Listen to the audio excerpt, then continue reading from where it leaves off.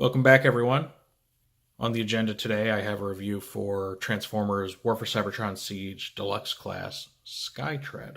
Though some of you may know him as Flywheels, his original name, before copyright law made that just about impossible to secure. He is the final Deluxe Class figure of the first wave, being designated as War for Cybertron Siege number 10. He's also the only Decepticon in the first Deluxe wave. Everything we've looked at so far has been Autobots, so it's good that we can, break it up a little bit. Skytread is a duocon, meaning that he is two vehicles that combine to form a robot mode, and he's part of a matching pair with the character Battletrap, who got his own toy back in Power of the Prime, so you can be rest assured we'll be taking a look at him during this review too. But anyway, we're going to start this out. We're going to look first at his packaging, move on to his instructions, and then look at Skytread himself. I'll show up some interactivity he has with his buddy Battletrap. Let you all see that. Give my final thoughts, and then hopefully that'll help you decide whether or not this little known Decepticon is worth putting in your collection. All right, let's get started. All right, here's Skytread's box. Looks very similar to the other three that we've looked at already. Biggest difference, obviously, heavy use of purple, Vice red, Decepticon symbol there. On the side, it shows him in his two vehicle modes, very similar to Cog from this wave. Really just highlighting the whole duocon feature. On the back, it shows his robot mode, the two vehicle modes, interactivity with Battle Masters. This side, standard Siege artwork, top and bottom are yet again unremarkable. Alright, here are the instructions. Purple instead of the red we've been seeing so much of. But luckily, not too dark of a purple, so it's pretty easy to see everything. You got the instructions showing how to transform his robot mode to vehicle modes, since he is packaged in robot mode. This bit here shows how you separate his two halves. This part in the end shows the process of combining his two weapons to create the LRRF Suspension Ray Super Launcher. I swear these names are ridiculous. This side highlights his interactivity with the Micromaster and Battlemaster classes, as well as the Fire Blast effects from Battlemasters. And then this bit shows off his individual weapons. You have the EM24 Infrared Laser Launcher, which is his larger weapon here. And then you have the HV Electron Breacher. It's by far one of the shortest names out of all the Siege weapons. And then that is his smaller weapon there. So yeah, he's got some of the less exciting looking instructions out of this wave. But hey, we're not buying these for the instructions, right? Alright, here we have the two vehicle modes. We have the jet and the tank. The vehicles themselves are incredibly basic. They really lack the scale and complexity of the other deluxe class toys, but that's kind of the trade-off when you have to pack two vehicle modes in one deluxe. So the jet itself, pretty chibi looking in design, right? Looks almost like a mini vehicle from the old Gen 1 run. Got Decepticon symbol in the cockpit, nice blue paint on the cockpit, lots of this like goldish, copperish trim all over it. Kibble, just two big old arms there on the bottom. Looks very goofy, so not a strong point there. The tank is a very odd tank. There's no articulation on the top bit on the turret. Got his larger gun forming the cannon, and then the smaller gun is just like an auxiliary weapon here. It does have wheels that it rolls on pretty decently. Got paint on the treads. And then here's his battle damage along the sides above the treads, where again it just looks like his paint's been scraped off and showing metal underneath. So nothing spectacular. The back is just ugly. A lot of empty space here, showing his thighs and all that. So yeah, vehicle mode's definitely the weak point of this toy. Now, per the instructions, you can actually attach his two guns to the jet on the underside of the wings there. So that is an option you have. So it gives the jet a little more firepower, but the trade-off is that you now have a tank with no cannon, which is now it's just a rolling armored vehicle that doesn't do anything. So naturally, I'm gonna stick to keeping the weapons on the tank there. All right, well, let's go ahead and transform this guy now.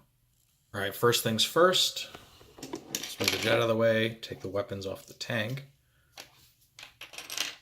All right, you're gonna open these panels up like this. Gonna extend out the legs, separate the feet, and then just point the feet forward, and then swing these panels back shut to form the shins. And that is it. Very simple transformation there. There's your legs. Set that aside. For the jet mode, you're gonna unattach the arms, swing these shoulder panels out like so, fold the wings back a little bit, like one click. They're just diagonal like that. This piece, you swing up, and then there are these panels that swing around and lock into that center piece, like so. And the very last thing you do is you bend that down, and this panel down as well. Make sure everything locks into place here. There's his head. Lastly, you flip the fist down, rotate his arms. All right, and that's the upper body. And obviously, connect the two halves. So you put this bit up inside that hole there. It's a pretty tight fit. So really gotta carefully press it in. All right, but there he is. This is Skytread's robot mode, or Flywheels, whatever we're gonna call him. So you go ahead, have him hold his weapons, complete the look. And there he is. Articulation-wise, he does lack the waist swivel that most toys have, and that's just necessitated by his transformation there. His head does move on a ball joint, which is good. Shoulders have the pretty standard by now swivel and hinge combination. Same with the hips. He does have thigh swivel, unlike Hound. Knee hinge, and then he has ankle tilt for his really massive feet, which I don't know if you know this, but it's kind of a running joke about Flywheels having huge feet because the original toy's feet were absolutely massive, and it's a joke that's even gone on to be referenced in the IDW comics. So yep, it's what he's known for more than anything. Huge feet. Now, I mentioned earlier Flywheels' partner in crime, the Duocon Battletrap, so bring him out. Battletrap was released in the previous generation's toy line, which was Power of the Primes. And unlike Flywheels, he was given some extra features in that he's not just a Duocon, he's a combiner. Each of his halves has its own individual robot mode. That's something that Flywheels does not have, which is more in line with his original toy. Now, I kind of have mixed feelings on whether or not this is a good thing. On the one hand, not having two individual robot modes means Flywheels can have a cleaner looking standard robot mode, whereas Battletrap does have some noticeable kibble, especially the robot arms hanging off his back here. Pretty unsightly. You can see like fists down here. So that does detract from his overall aesthetic. The downside, in my opinion, is the fact that these two are now kind of mismatched. Where originally they were unified by having a common feature, now that's not really the case. Battletrap's a combiner, not a proper duocon, even though the term duocon seems to be a little more nebulous than it used to be. Whereas Flywheels or Skytread is a duocon in the most classic sense of the word. So that is a shame, but the design team was cool enough to allow, despite their differences, a bit of cross interactivity with these toys. So you can separate them into their halves, which is a bit of a chore at times. Look at that. Legs with a head. But you can do it. Separate them. And even though this is just a connector and this is a head, they are the same general size and shape. So you can give Flywheels or Skytread Battletrap's legs, like so, and vice versa. Now I will say, even though this is very cool that they have this feature, they look extremely awkward like this. Their visuals don't line up very well. Battletrap has a much brighter, more saturated color scheme. He has a little bit less in the way of surface detailing because of Siege's heavy focus on surface detailing. And they're proportioned differently. Flywheels has long legs and a shorter torso, whereas Battletrap has shorter legs and a slightly longer torso.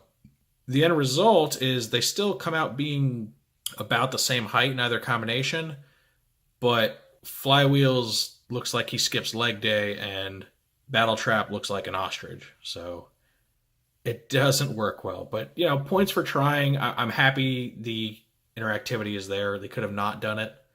So it's just a little bonus mode if you feel like being silly with your toys.